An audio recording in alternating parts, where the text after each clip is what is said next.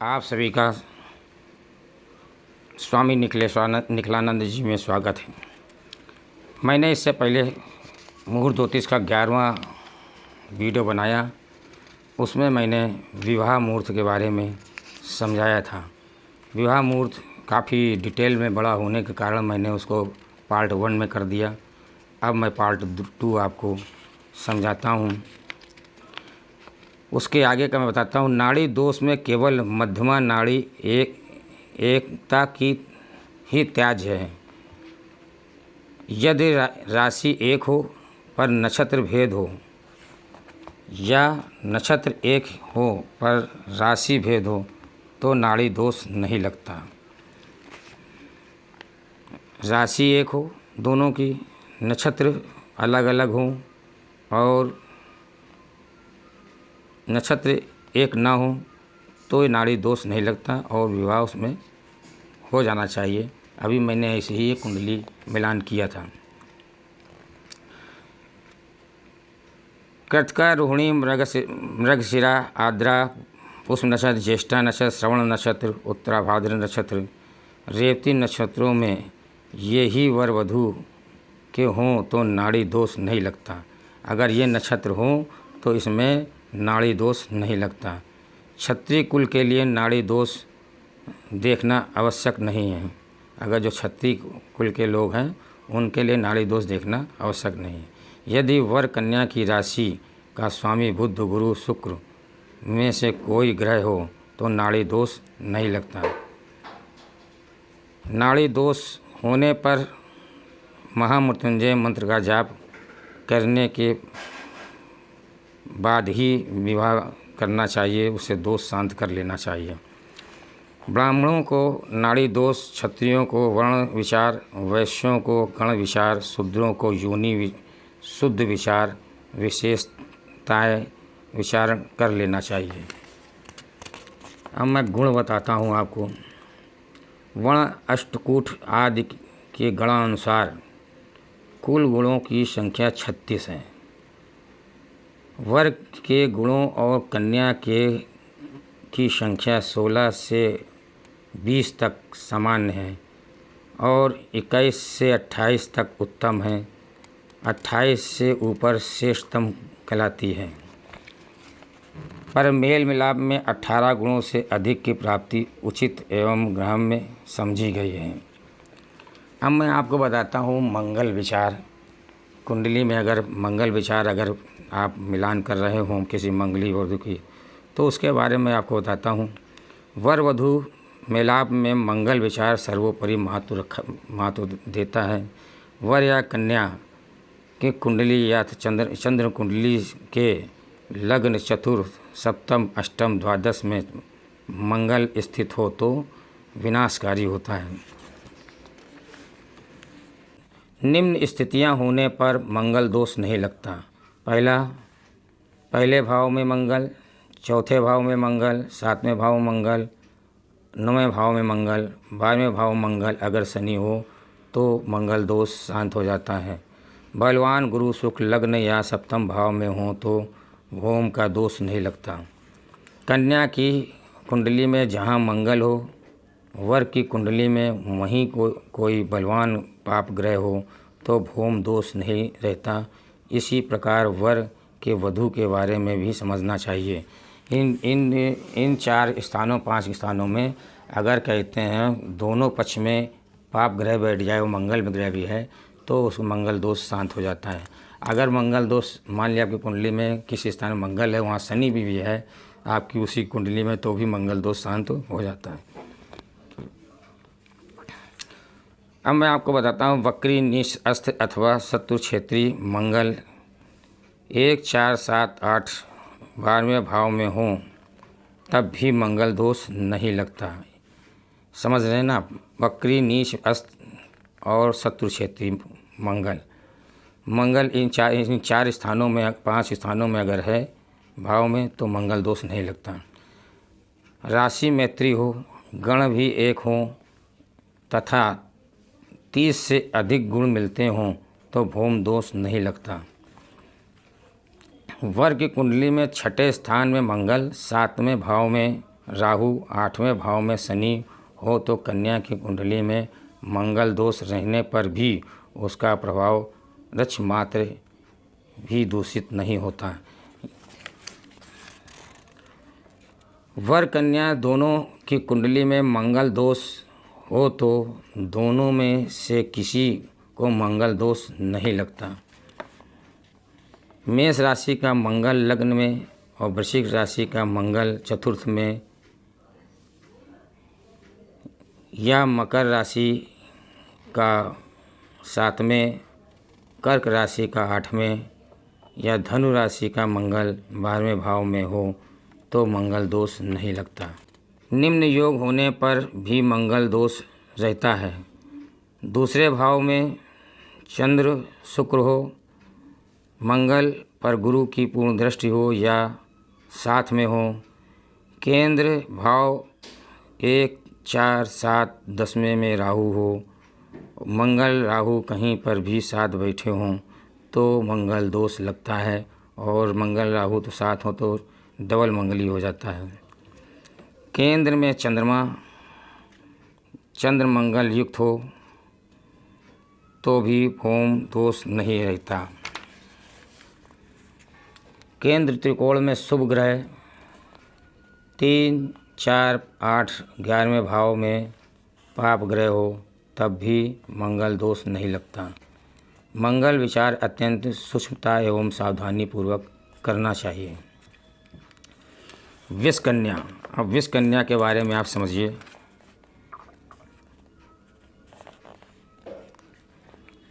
दो 7, 12 तिथि हो यानी द्वितीय, सप्तमी और द्वादशी हो, रवि शनि मंगल हो तथा कृतिका, अश्लेषा और शतभिषा नक्षत्र हो, ऐसे में जन्म लेने वाली कन्या वृष कन्या कहलाती है। 2 शुभ ग्रह लग्न में, एक पाप ग्रह 10वें भाव में तथा 2 पाप ग्रह 8वें भाव में हों तो वृष कन्या कहलाती है। लग्न में एक क्रू ग्रह, एक सोम ग्रह हो। परिहार, लग्न आप परिहार समझिए। लग्न और या चंद्रमा से 7वें भाव में का स्वामी शुभ ग्रह हो। वृष कन्या के बारे में मैंने बताया। अब मैं आपको बताता हूँ एक चीज़ और, थोड़ा सा विवाह में आपको देखना चाहिए वर वधू में कि वर के सप्तमेश का नीच स्थान यदि कन्या की राशि हो तो वैवाहिक जीवन मधुर और आनंदमय रहता है। दूसरा, यदि कन्या की राशि वर से सप्तमेश का उच्च स्थान हो, यदि कन्या की राशि वर के सप्तमेश का उच्च स्थान हो तो वर वधू का जीवन आनंदमय बीतता है। वर के सप्तम स्थान के स्वामी की राशि कन्या की भी राशि हो तो दोनों का जीवन मधुर एवं आनंदमय बीतता है। वर के शुक्र की राशि यदि कन्या की राशि हो तो भी जीवन सुखमय बीतता है। वर की सप्तमांश राशि में कन्या का चंद्रमा हो तो भी वैवाहिक जीवन मधुर और सुखी बीतता है। वर के लग्नेश की राशि कन्या की राशि भी हो तो वैवाहिक जीवन मधुर होता है। वर के लग्नेश की राशि कन्या की राशि भी हो तो वैवाहिक जीवन मधुर होता है। लग्न से 7वीं राशि दूसरे पक्ष की राशि हो तो पति पत्नी आनंदमय जीवन बिताते हैं। यदि दोनों की एक ही राशि मित्र तत्व हो तो दोनों में प्रेम रहता है, यानी कि दोनों की राशि अगर किसी को कुछ नहीं मिल रहा हो तो दोनों की राशि मित्र तत्व हो तो भी उनका जीवन प्रेममय रहता है। वर कन्या के लग्नेश मित्र घर में पड़े हों तो दोनों का जीवन सुखमय रहित होता है। दोनों के गुण रवि चंद्र शुभ ग्रहों से युक्त एवं दृष्ट हों तो वैवाहिक जीवन मधुर होता है। वर और कन्या की कुंडली में अगर संतान ना हो तो भी दोनों का वैवाहिक जीवन सुखमय रहता है। मैं मैक्सिमम अक्सर ये योग ज़रूर मिलाता हूँ। जब कोई मेल मिलाप करने के लिए मेरे पास कुंडली आती है तो मैं इनको ज़रूर मिलाता हूँ। मैंने हज़ारों कुंडलियाँ मिलाई हैं और आज तक किसी ने ये शिकायत नहीं करी कि पंडित जी सुशील कुमार निखिलानंद जी, आपने जो भी कुंडली मिलाई उसमें कोई मेरे बच्चों का जीवन खुशहाल ना रहा हो, ऐसा किसी ने नहीं कहा। और बच्चे खुश रहे और आज भी उनके जीवन खुशियों से बीत रहा है। अब मैं वर्ग आपको बताता हूँ। पति पत्नी का सुख का विचार करते समय वर्ग का भी ध्यान रखना चाहिए। यदि पति के वर्ग से 5वें वर्ग की पत्नी हो तो उम्र भर कलह रहता है। तीसरे वर्ग हो तो साधारण जीवन, तथा 2 ही वर्ग हो तो साधारण जीवन, तथा 1 ही वर्ग हो तो मित्रता के तरीके से जीवन जीता है। ये बहुत ही सूक्ष्म है। बहुत से लोग इसको नहीं मिलाते हैं। ये कहाँ तक इसको मिलाएंगे, क्योंकि ये थोड़ा सा डिफिकल्ट पड़ता है। अब इसमें देखिए वर्ग क्या है। नंबर 1 आ ई उ बड़ा उ ए बड़ी ए ओ औ अंग, ये वर्ण हैं और उसका और गरुण वर्ग कहलाते हैं। औ का खा गा घाड़ा, ये बिल्ली वर्ग के हैं। टा ठा डा ढा ला, ये श्वान वर्ग के हैं। ता था दा धा ना, ये सर्प वर्ग के हैं। पा फा बा भा मा, ये चूहा वर्ग के हैं। या रा ला वा, ये हरिण वर्ग के हैं। और सा खा सा हा, ये भेड़ा वर्ग के हैं। ये जो है इन वर्गों का भी देखना होता है कि वो जो नाम निकलते हैं, नाम में अक्षर आते हैं, उस अक्षर से देखना होता है कि वो कौन सा अक्षर इसमें कहते हैं, किस वर्ग में आता है उसका। उसी हिसाब से फिर देखा जाता है कि स्त्री का कौन सा आता है। दोनों का वर्गों का मेलन किया जाता है। अगर पहला ही वर्ग उनका होता है तो उत्तम है, नहीं तो बाकी कुछ ना कुछ दोष अपने आप में लिए हुए हैं। ये मुहूर्त मैंने आपको बताया, मेल मिलाप मुहूर्त का बहुत ही सूक्ष्मता से मैंने आपको ये जानकारी दी, क्योंकि ये जानकारी सूक्ष्मता से होना इसलिए ज़रूरी है कि पति पत्नी का जीवन मधुरमय होना बहुत ज़रूरी है। इसके बगैर उनका पूरा संसार ही खराब हो जाता है। इसलिए पंडितों को बहुत ध्यान से मिलाना चाहिए।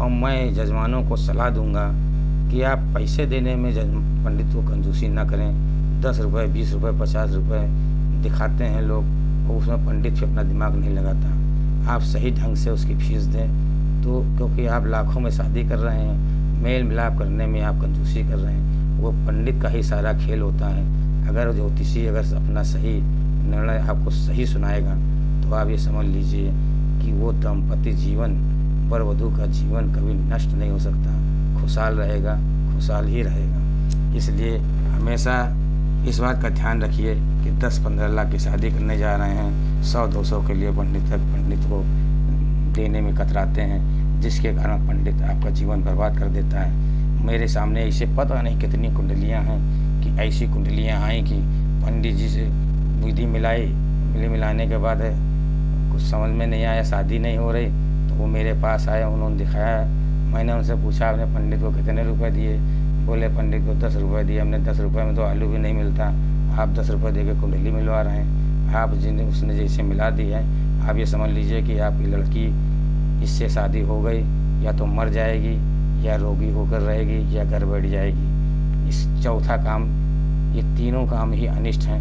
आपने कहा उस पंडित का दक्षिणा 10 रुपये में आप दक्षिणा दे करके क्या उसको खरीद ले, उसके ज्ञान को नहीं खरीद सकते। उसका जब तक मन अच्छा नहीं होगा, मन शुद्ध नहीं होगा, भविष्यवाणी वो अच्छी नहीं करेगा, और अच्छी नहीं होगा तो नुकसान आपका ही होगा।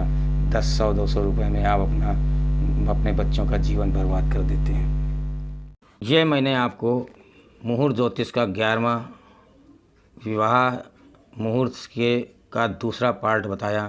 पहला पार्ट, फिर दूसरा पार्ट।